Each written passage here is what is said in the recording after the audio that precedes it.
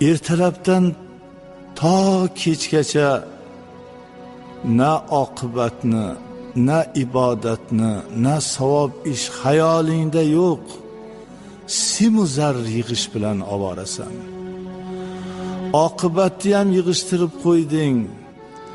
Farzand tarbiyasini ham yig'ishtirding, ibodatni ham yig'ishtirding, simu zar yig'ish ovorasidasan. Bu dunyodan olib ketadigan sarmoyang shuncha yugurib yelganing bilan bir gaz kafan. U bir gaz kafan ham Alloh nasib etsa bo'ladi, nasib etmasa bekafan ham ketib qolasan.